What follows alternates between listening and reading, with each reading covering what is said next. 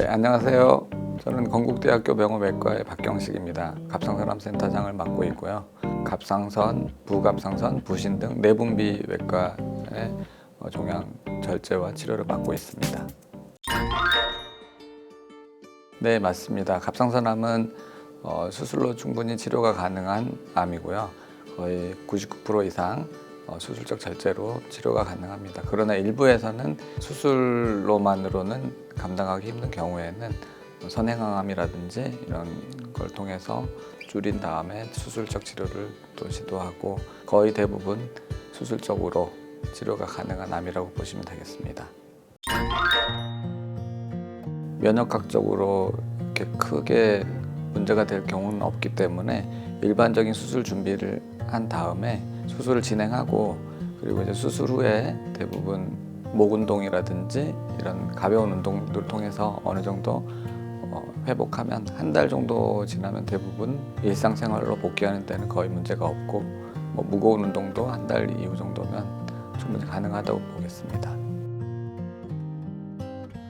좀 로봇으로 하기 어려운 부분은 이제 예를 들어 신경 침범을 했다라든지 경부혈관 침범을 했다라든지 이런 경우에는 너무 미세한 수술까지는 쉽지는 않아서 그런 부분의 경우는 로봇을 시도하지는 않고 있고, 그 위의 경우에는 대부분 절개에서 할 수 있는 부분 범위, 옆 절제술이라든지 전 절제술, 그리고 측경부 절제술도 충분히 가능하다고 봅니다. 수술 후 회복은 일반적으로 아주 잘 되는 편인데요. 1-2주 정도까지는 수술 부위에 출혈이나 이런 게 있을 수 있어서 무리한 운동은 삼가하는 게 좋고, 한 달 정도 지나면 헬스라든지 무거운 걸 드는 그런 운동도 충분히 가능합니다. 회복이라고 하면 장기적인 회복도 포함이 되는데요. 수술 후 수술 부위 유착 같은 게 진행되면 이제 목소리나 이런 게 불편하기 때문에 그런 부분을 회복하는 데는 이제 유착 방지 운동이라든지 이런 목 운동, 가벼운 어깨 운동 같은 거를 꾸준히 한 3-4개월 이상까지도 꾸준히 해주시는 게 좋을 것 같습니다.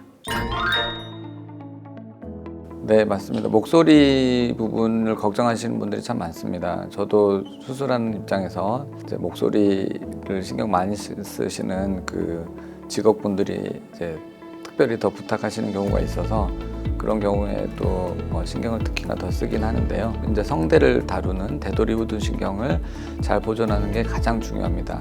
대도리우드 신경이 손상이 되는 경우는 이제 신목소리가 나올 수가 있어서 그런 부분을 잘 보존하는 게 중요하고, 그리고 또 한 가지가 노래를 부르거나 이런 고음을 많이 내시는 분들은 이제 상부우드 신경까지 잘 보존해 줘야 되는데, 그 상부우드 신경이 수술할 때 잘 보이지 않는 경우도 있어가지고 경험적으로 그 상부우드 신경이 지나가는 부분을 잘 보존하면서 수술을 진행하는 게 가장 중요하다고 보면 되겠습니다.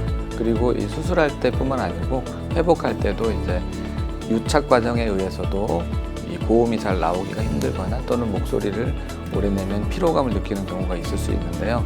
유착이 발생하지 않도록 유착 방지제라든지 이런 거를 수술할 때 적용하기도 하고, 또한 유착 방지 운동을 교육을 시켜드리면 그 유착을 방지하면서 목소리를 좀 편안하게 나올 수 있는데 도움이 되는 것 같습니다.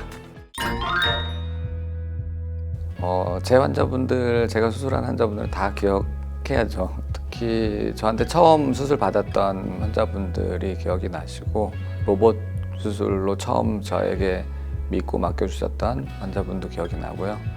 아주 심한 암이었던 경우에도 지금 잘 회복이 되고 계시는데, 이제 워낙 심한 암이다 보니까 약간 불편함이 남아 있으신 분도 있는데, 근데 그런 많은 환자분들이 다 생각이 납니다. 수술을 앞두고 이제 걱정이 많으신 분들이 계셔가지고 설명드리면 충분히 이해하시고 받아들이시고 이렇게 하시는 분들도 많은데, 그럼에도 아마 걱정이 많이 되실 것 같습니다.